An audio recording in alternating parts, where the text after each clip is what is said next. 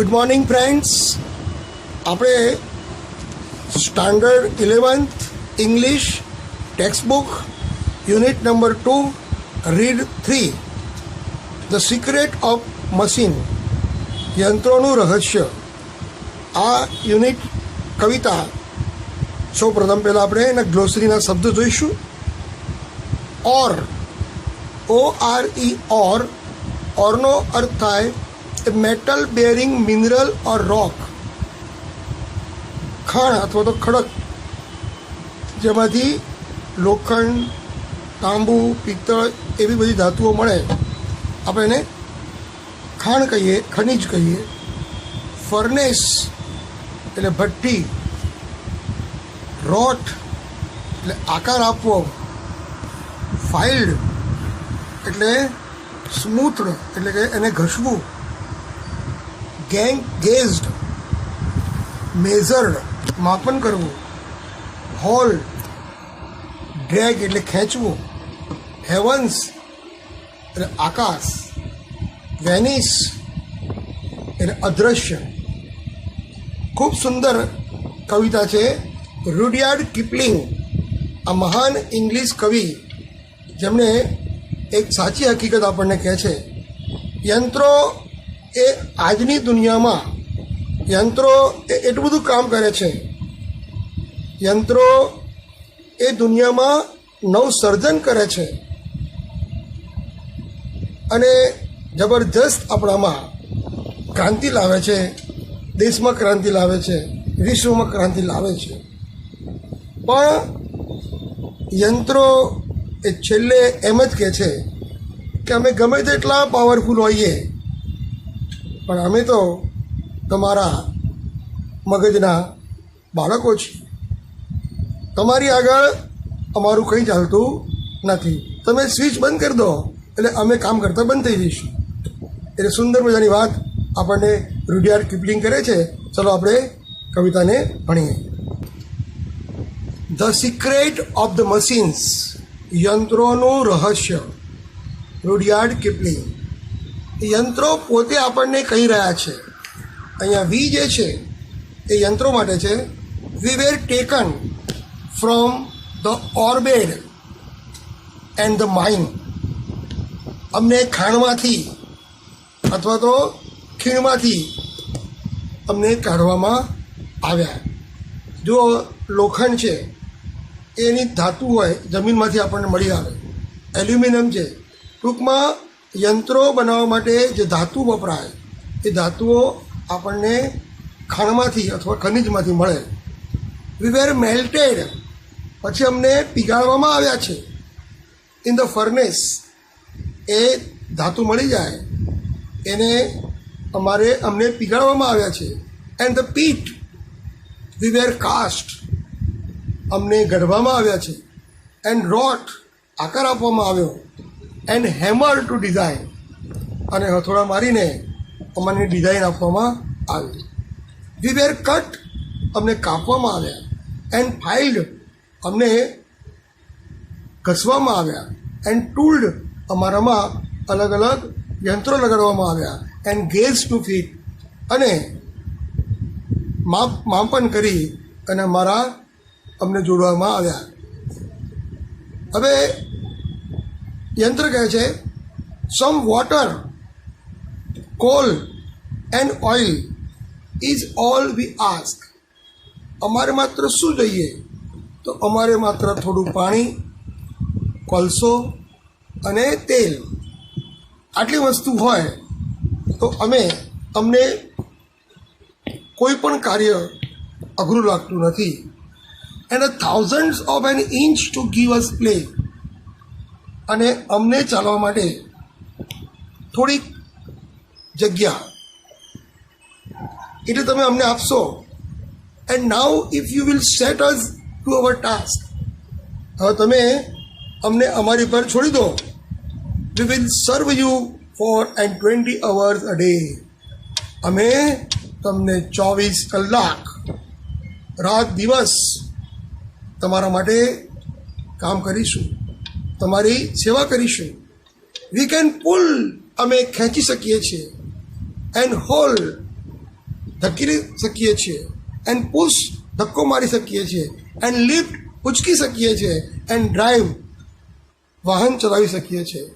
We can print અમે છાપી શકીએ છીએ, વી કેન પ્લાવ અમે ખેડી શકીએ છીએ, વી કેન વીવ અમે કાપડ વણી શકીએ છીએ, એન્ડ હીટ અમે વસ્તુને ગરમ કરી શકીએ છીએ, એન્ડ લાઇટ પ્રકાશિત કરી શકીએ છીએ. વી કેન રન અમે દોડી શકીએ છીએ, એન્ડ રેસ અમે સ્પર્ધા પણ લગાવી શકીએ છીએ, એન્ડ સ્વિમ અમે ઉડી શકીએ, તળાવમાં તળી શકીએ છીએ, એન્ડ ફ્લાય આકાશમાં ઉડી શકીએ છીએ, એન્ડ ડાઈવ ડૂબકી મારી શકીએ છીએ. વી કેન સી અમે જોઈ શકીએ છીએ, એન્ડ હિયર સાંભળી શકીએ છીએ, એન્ડ કાઉન્ટ ગણી શકીએ છીએ, એન્ડ રીડ વાંચી શકીએ છીએ, એન્ડ રાઇટ લખી શકીએ છીએ. બટ રિમેમ્બર મગર યાદ રખો, please the law by which we live, हमें याद रखो कि हम कभी भी किसी को छोड़ते नहीं हैं. ધારો કે કોઈ મશીન હોય, એ કાગળ કાપવાનું મશીન હોય, અને ઓલો માલિક એવું વિચારે કે આને તો હું આટલા રૂપિયા ખર્ચીને લાવ્યો છું, અને જો કાગળ કાપવાની જગ્યાએ પોતાના હાથ જો મશીનમાં મૂકી દે તો મશીન એવું નહીં વિચારે કે આ મારો માલિક છે, હું એને ઈજા નહીં કરું. એ તો એના નિયમ પ્રમાણે કામ કરશે જ. એટલે શું કહે છે? બટ રિમેમ્બર મગર હમે યાદ રાખો, please the law by which we live, જો જે નિયમથી અમે ચાલીએ છીએ. વી કેન નાઇધર લવ, અમે કોઈને પણ પ્રેમ કરતા નથી, નોર પીટી નોર ફોરગીવ, અમે કોઈની ઉપર દયા કરતા નથી, કોઈને માફ કરતા નથી. If you make a slip in handling us you die. તમે ગાડી ચલાવતા હો, કાર ચલાવતા હો, અને તમારું એક ક્ષણિક ડિસિઝન ખોટું પડે તો તમે મૃત્યુના મુખમાં હો. If you make a slip in handling us you die. તમે ચલાવવામાં સહેજ ભૂલ કરો તો તમે મર્યા સમજો. ધો જોકે અવર સ્મોક, આપણો ધુમાડો, મે હાઇડ ધ હેવન્સ, આપણા સમક્ષ અમારો જે ધુમાડો છે એ તમારા પર્યાવરણને દૂષિત કરે છે. May hide the heavens from your eyes, તમારા નેત્રો, તમારી આંખો સમક્ષ તમારા જે સ્વર્ગ છે એને દૂર કરે છે અથવા સંતાડે છે. ઇટ વિલ વેનિશ, પણ એ અદૃશ્ય થઈ જશે, એ પર્યાવરણ શુદ્ધ થઈ જશે. And the star will shine again, અને તારાઓ ફરી ચમકશે. Because for all our power and weight and size, કારણ કે અમે ગમે તેટલા શક્તિશાળી હોઈએ, અમે ગમે તેટલું વજન ધરાવતા હોઈએ, અમારું ગમે તેટલું કદ હોય, માપ હોય, we are nothing more than children of your brain. અમે તમારા બુદ્ધિના બાળક જ છીએ, અમે બીજું કંઈ નથી, અમારું કોઈ અસ્તિત્વ નથી, અમે તમારા બુદ્ધિના સંતાનો છીએ. અને આ રીતે આ કવિતામાં યંત્રો આપણને કહે છે કે જાણે જીવિત હોય એવી રીતે આપણને કહે છે કે અમે શું કરી શકીએ છીએ અને શું કરી શકતા નથી.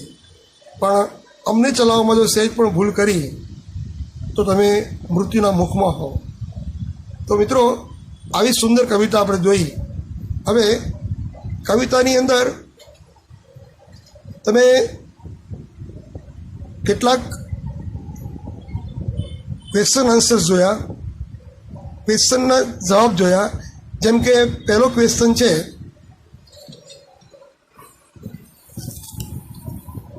Vote is the law of machine? તમે મશીનનો કાયદો શું છે? તો the law of machine is that they follow blindly what you command. They will never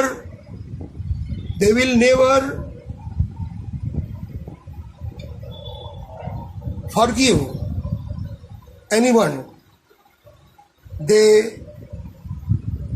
always follow the law by which they live.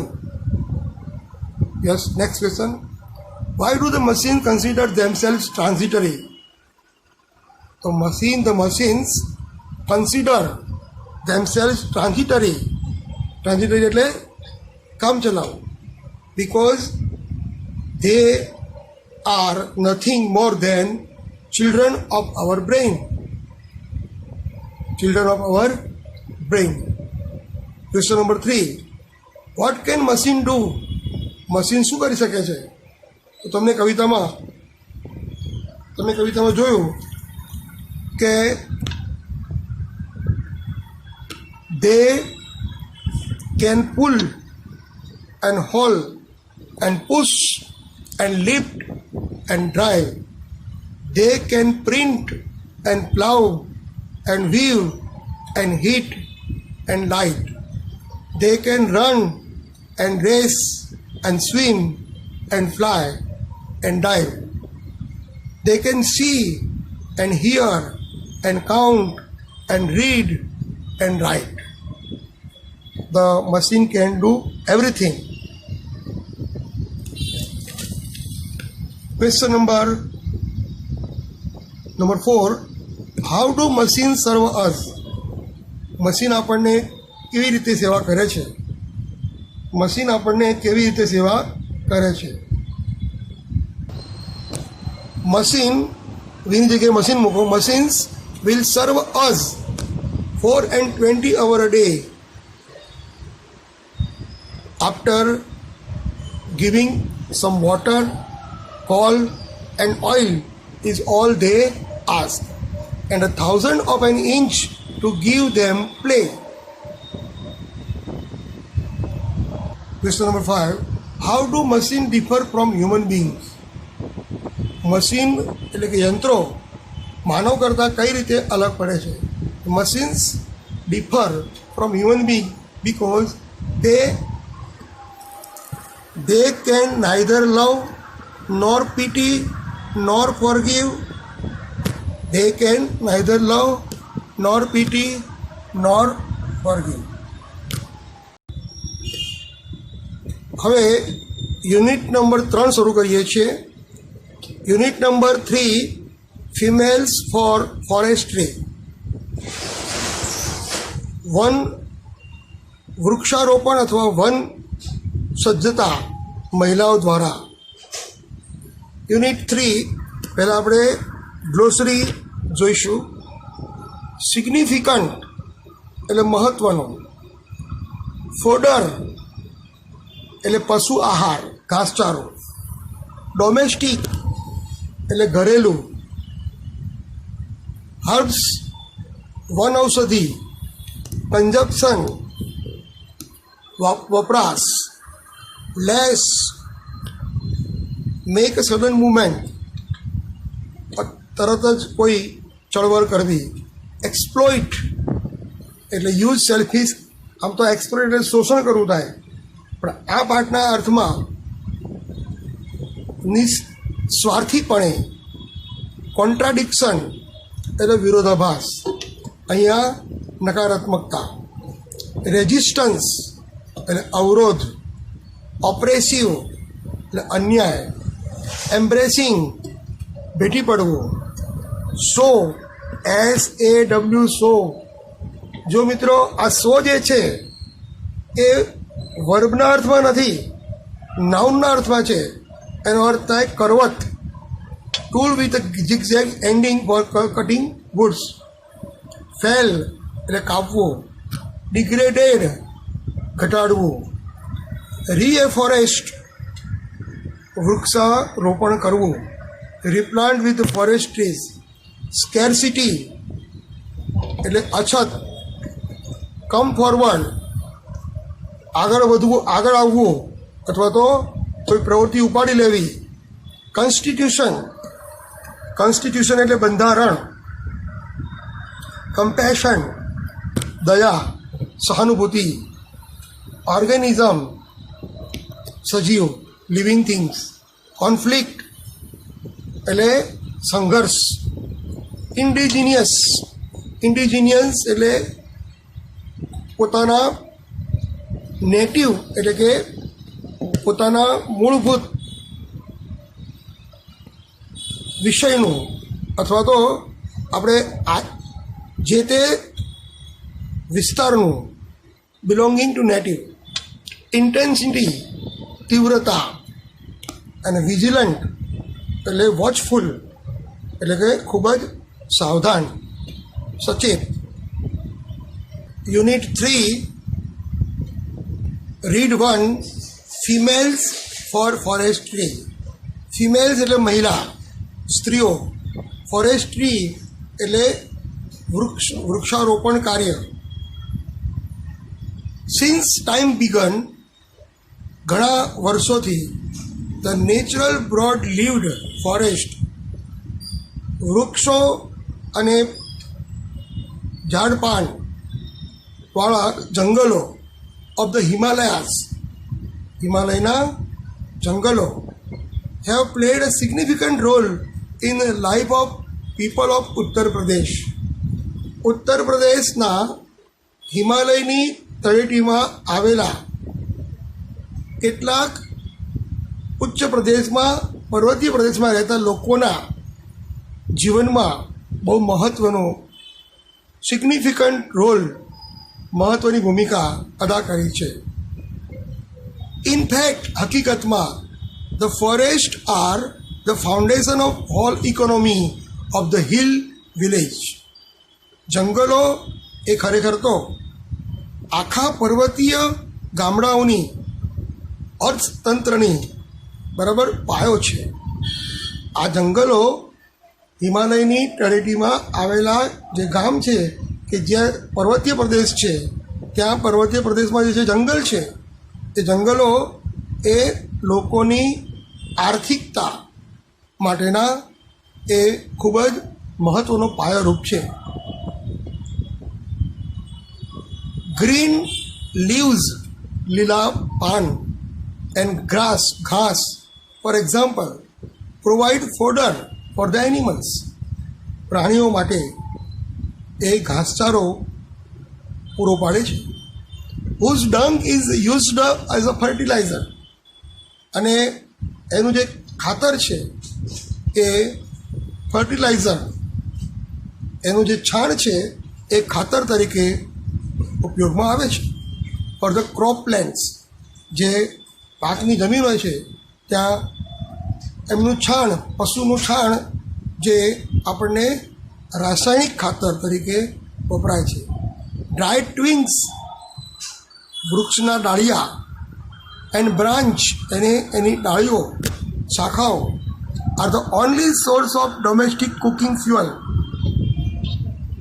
પર્વતીય વિસ્તારમાં રહેતા લોકોના રાંધવા માટે બળતણ તરીકે આવા વૃક્ષના પાંદડાઓ અને ડાળીઓ એ માત્ર સ્ત્રોત છે કે જે બળતણ તરીકે વપરાય છે.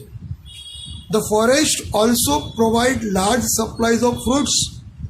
આ જંગલો છે એ પુષ્કળ પ્રમાણમાં ફળો, એડિબલ નટ્સ એટલે કે સૂકો મેવો, ફાઇબર્સ, રસાવાળા પદાર્થો, એન્ડ હર્બ્સ, અને વનૌષધિ ફોર લોકલ કન્ઝપ્શન.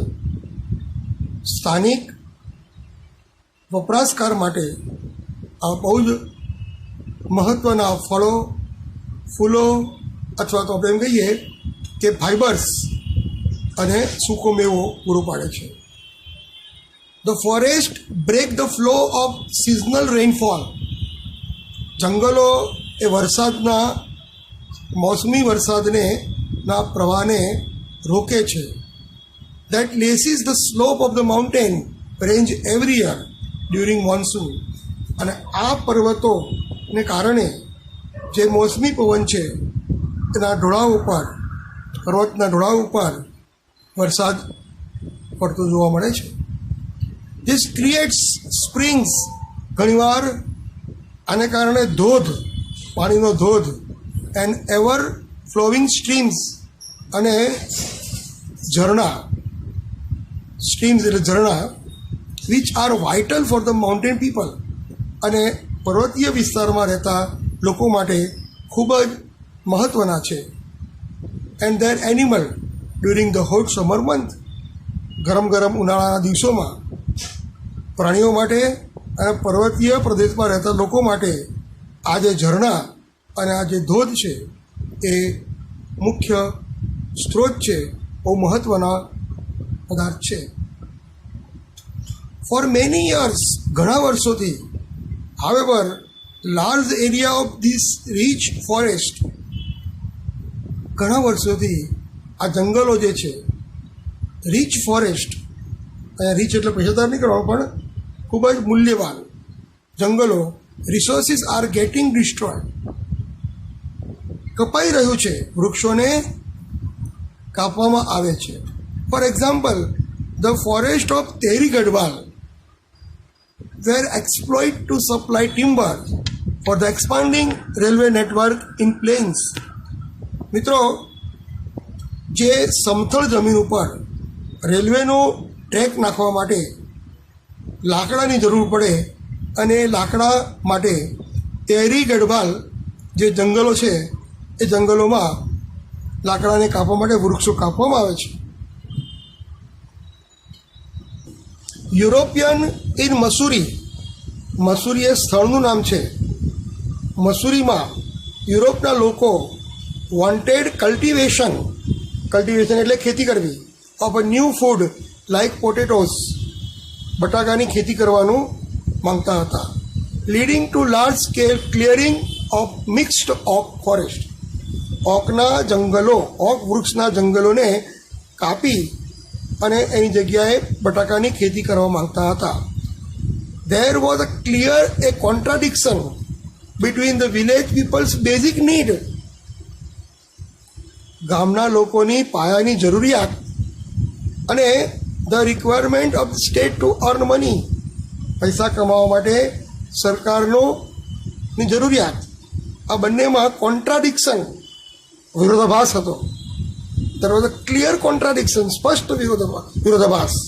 પણ વચ્ચે ગામના લોકોની પાયાની જરૂરિયાત અને સરકારની ટેક્સ અથવા તો પૈસા મેળવવા માટેની જે રિક્વાયરમેન્ટ હતી, જરૂરિયાત હતી, આ બંનેમાં ખૂબ જ મોટો વિરોધાભાસ હતો. In 1930, the people of Tehri Garhwal began a non-cooperative movement called સત્યાગ્રહ. 1930ની સાલમાં તેરી ગઢવાલના ગામના લોકો began a non-cooperation movement called સત્યાગ્રહ, સત્યાગ્રહ નામે ઓળખાતી અસહકારની ચળવળ શરૂ કરી. A form of peaceful resistance, શાંતિપૂર્ણ વિરોધ કરવો, ટુ ઓબ્ટેન જસ્ટિસ, ન્યાય મેળવવા માટે, in opposition to oppressive forest law, જંગલના જે કાયદા હતા એ કાયદાના વિરુદ્ધમાં ખૂબ જ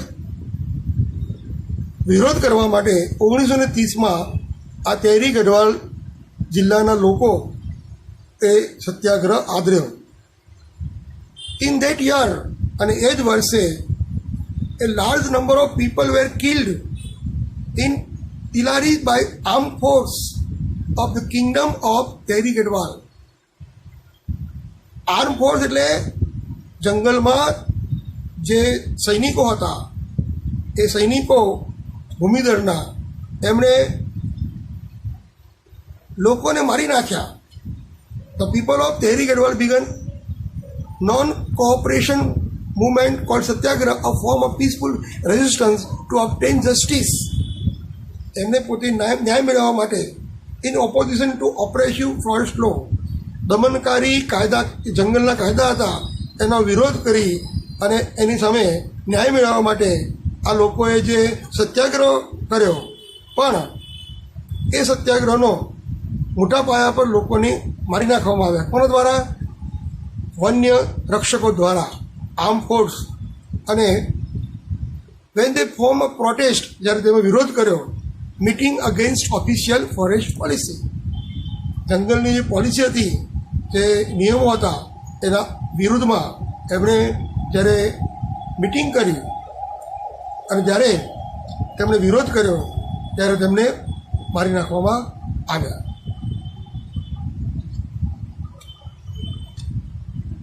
ફ્રેન્ડ્સ, યુનિટ નંબર 3માં રીડ 1માં આપણે આજે જે ભણ્યા આગળ આપણે નેક્સ્ટ લેક્ચરમાં ભણીશું અને તમારે હોમવર્કમાં ગ્લોસરીના સ્પેલિંગ્સ 5 વાર લખી અને મોઢે કરવાના છે અને આ પાઠને વાંચવાનો છે.